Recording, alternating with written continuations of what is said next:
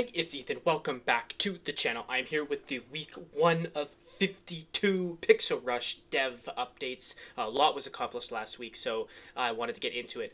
Major improvements were made to the AI system. So I fixed an issue where the AI overscored inconsequential spell plays, and subsequently fixed an issue where base level monster plays were not scored correctly, leading to the AI avoiding playing monsters. So we know the key to Pixel Rush is playing lots of monsters, and the AI was over scoring playing spells versus playing base level monsters. So here I've got this kind of scoring mechanism, and these scores for the base level monsters were lower than the scores for playing spells. So the AI was thinking that, hey, I should play a spell if I have it in my hand, versus if I should play base level monsters. So this has improved it drastically improved the AI's intelligence when it comes to swarming the battlefield first and then playing spells after.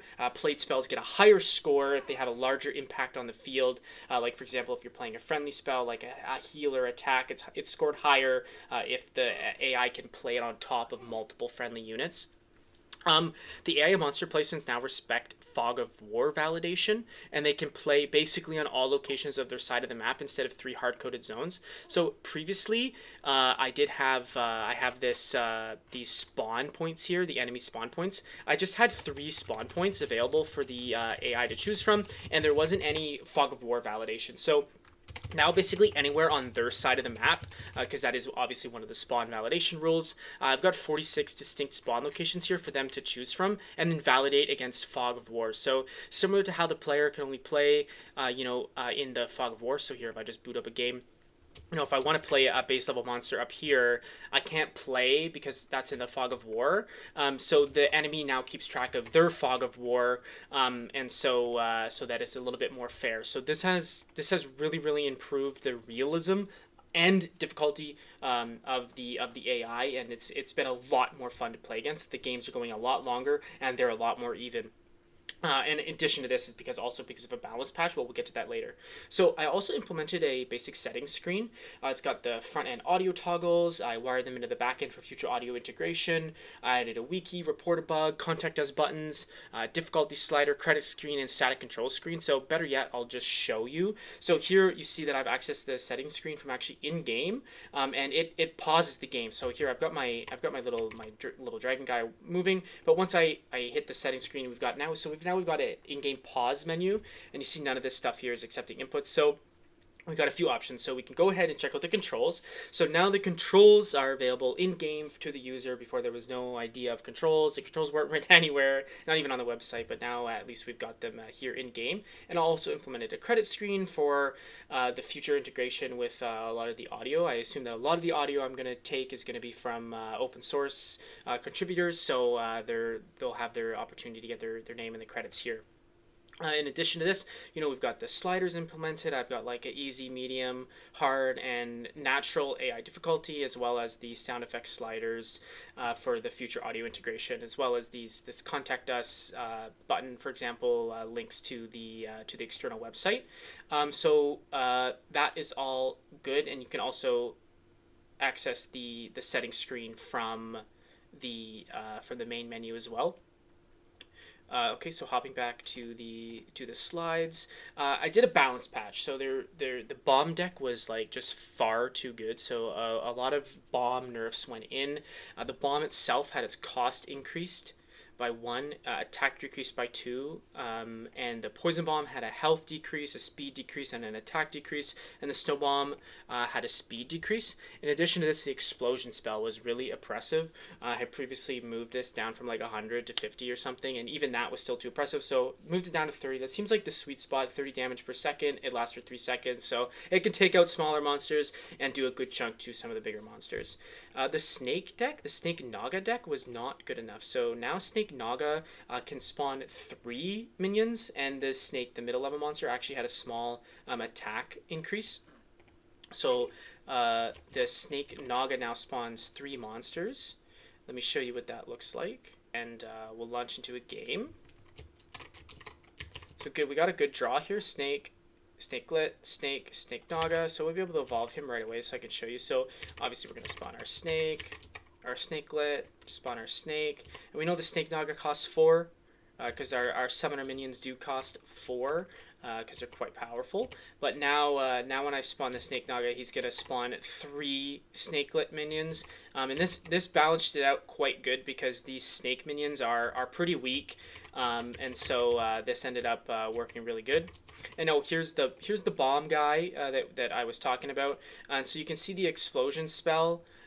Took out these small guys. It took out the snakelets right away. But my snake naga, was able to live and spawn some more snakelets on top of that. So that puts the explosion spell in a much more balanced state. Whereas before, if the bomb died, it would basically take out everyone around it, and it only costed 1. So it was the bomb was really oppressive, and so this definitely needed to be nerfed, and the snake naga definitely needed to be buffed. In addition to this, all of the final level monsters had a small health buff, so I was experimenting with some balance playing, and it seemed like if I built a deck with a whole bunch of small monsters, and I added this deck to the default decks. See, in the default decks now I have a deck called Little Rush, and this has like Wolf Pup, Shell, Buds, Sunblossom, Dragon Spark. So it has a whole bunch of just the little first level guys. And when you go ahead and get into a game, it was really easy to just spam a whole bunch of these guys right away. And you see now the bomb costs 2.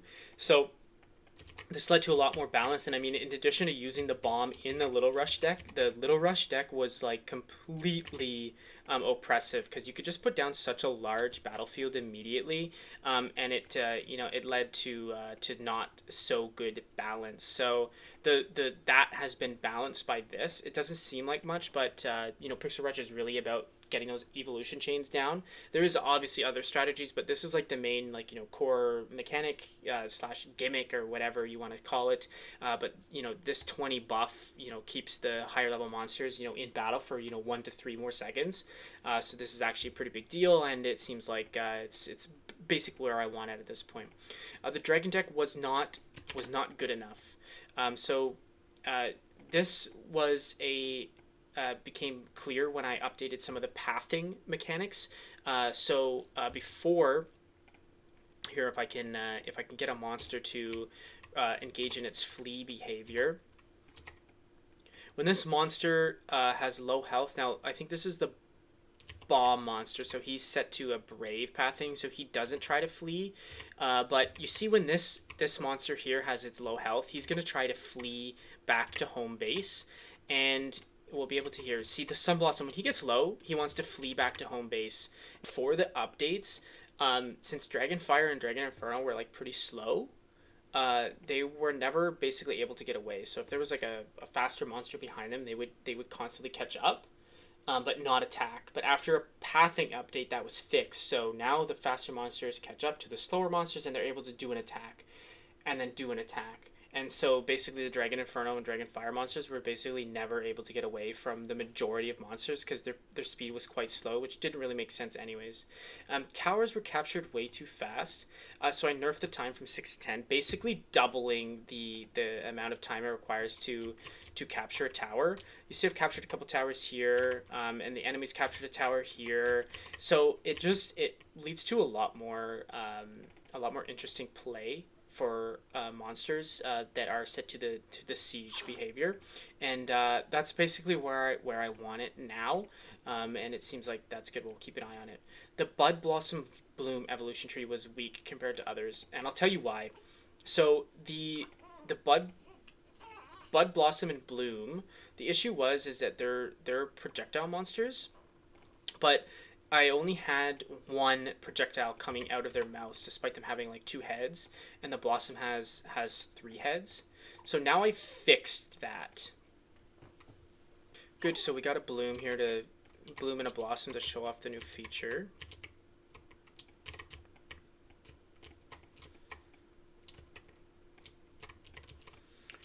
So basically the issue is that they were only sending 1 projectile, and this made them quite weak. So let me go ahead and evolve into a Bloom, and so now you see they're sending 2 projectiles.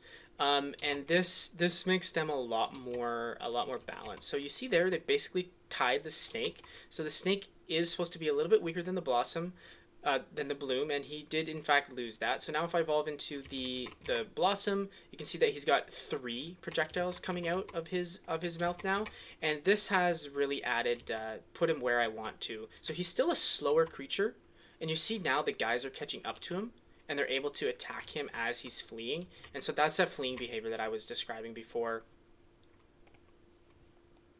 Okay, so now our projectile monsters are, setting the right amount of projectiles. But that being said, since they're sending more projectiles, I doubled the amount of projectiles and tripled the amount of projectiles, but I didn't quite third or half the damage. So they did have a DPS buff as well. So the bloom sends 2 projectiles, but instead of the projectiles doing 7, they now do 4. And the blossom sends 3 projectiles. Instead of 1 projectile doing 12, each projectile does 5. So there is still a DPS increase there. As I mentioned before, I also made some deck updates. So there was some small card swaps to all of the default decks, and they're a lot more consistent now. So basically, no matter what deck you choose, and no matter what deck the enemy AI chooses randomly, the games are lasting a lot longer. They're a lot more balanced. There's a lot more back and forth swing, which is what Pixel Rust was intended and designed to do. And we're really at a really good spot right now in terms of balance. And it fixed a bug. So there was an issue where the summoner minions, they would summon minions that would get stuck like above the nav map. I'll try to pull up some old footage of that from a previous clip I've got. But that is now fixed. So in addition to that, so let's go ahead and update the roadmap. So finish Apollo's core gameplay loop, finish Apollo's monster pathing behaviors, monster combat bugs and special interactions, settings functionality. Now, all of this is, I'm pretty happy with where this is, and this is like the Q3 work, and we're just getting into Q3 here. So Q3 starts on July, so I got a little bit of this stuff done early, and I wanted to actually move up the Steam SDK integration and exporting build for PC. So I do have the demo scheduled for 2027 Q1. If possible, I would love to actually get that out by the end of the year. So maybe that'll be a Christmas present to all of the followers. And so I found this plugin called Godot Steam, and this seems to take a lot of the burden off the developer to integrate their game with the Steamworks SDK when they're using Godot. So I hope that this will streamline the process quite a bit. So I have tentatively moved up the Steam SDK integration and exporting for build for PC. I may be able to export for Linux and Mac as well, but no promises. I will be starting with Windows and see how we go from there.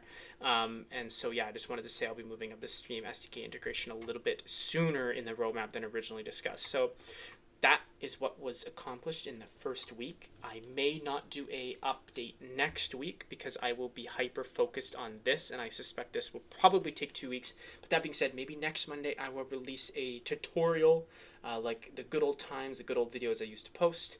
And then 2 weeks from now, week 3 of 52, I'll post another dev update, and we'll see how we're going from there. So don't expect too many gameplay updates. We will get there. That being said, I ran out of artifact storage quota, but it's gonna get reset on the 1st. So I'll be updating all of the actions here that were shared in this dev update to the demo build on my website on the 1st. So stay tuned for those. It'll be a couple days just after this video comes out. Then you can go ahead and check out the new AI and the new balance patches, and let me know what you think in the comments. As always, I want to work with the community. So, yep, thanks for tuning in, and I will catch you next week.